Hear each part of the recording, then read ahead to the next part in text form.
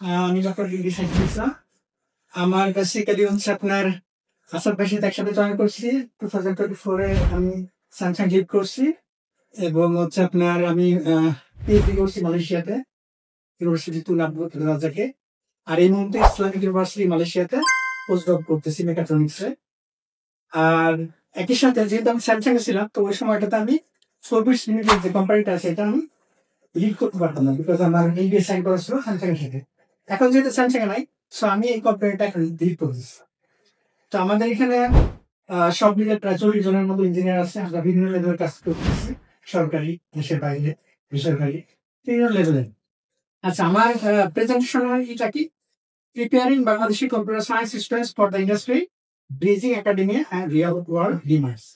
Actually আমার PhD করার উদ্দেশ্য এটা যে আমি ইন্ডাস্ট্রিতে যে এক্সপিরিয়েন্স আমার হচ্ছে এটা একাডেমির সাথে একটা ব্রিজিং করি করা। আমি এই উদ্দেশ্যে অ্যাকচুয়ালি পিএইচডি করছি, অন্য কোনো উদ্দেশ্যে। তো আমি আপনাদেরকে একটু ফ্লেক্সিবিলিটি দিতে যাচ্ছি। আচ্ছা ভাই, যেহেতু প্রোগ্রামার, সফটওয়্যার সময় কাটতে আসলে কোথায় প্রোগ্রামিং এর মধ্যে। তো আমি যেটা করতে যাচ্ছি সেটা হলো ফ্লেক্সিবিলিটি এজন্য দিতে যাচ্ছি যে আমি জানি যে প্রোগ্রামিং এর যে কনসেপ্টটা বা এটার যে ভ্যালুটা, এটা অবশ্যই বেশি। কিন্তু সবাইকে আসলে প্রোগ্রামার হবে দিন শেষে? সবাই কিন্তু প্রোগ্রামার হবে না। তো আমি জাস্ট আপনাদের একটা ই দিতে যাচ্ছি, জাস্ট হিট কাভার বোঝার জন্য। প্রোগ্রামার হতে চান কে কে এখানে যারা যারা আছেন? সবাই 100%? প্রোগ্রামার হতে চান কে কে?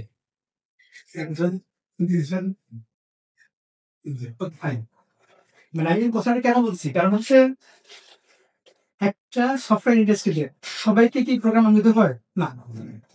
একটা ইন্ডাস্ট্রিতে কি লাগে আপনার, আমি যদি আসি বিভিন্ন ডিপার্টমেন্ট ওয়াইজ, আমরা স্যামসাং এর আমি যদি অর্গানোগ্রাম দেখি, এখানে কি আছে, আইটি ইনফ্রাস্ট্রাকচার আছে, তার মানে কি নেটওয়ার্কিং এর ইঞ্জিনিয়ার লাগবে, রাইট?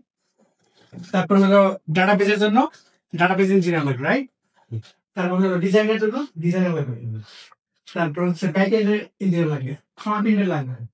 তারপর হচ্ছে আপনার এপিআই এর জন্য ইঞ্জিনিয়ার লাগবে। তারপর হচ্ছে কোয়ালিটি অ্যাসুরেন্স করার জন্য অবশ্যই কোয়ালিটি অ্যাসুরেন্স ইঞ্জিনিয়ার লাগবে। সো একই সাথে সবাই আপনার প্রোগ্রামার হবে এটা তো এরকম জরুরি না। প্রত্যেকের আলাদা রোল এবং রেসপন্সিবিলিটি আছে। এই কারণে আমার যে ফ্লেক্সিবিলিটি সেটা হচ্ছে যে যারা প্রোগ্রামার হতে আগ্রহী তারা হচ্ছেন আপনার প্রোগ্রামার হলেন, ফাইন।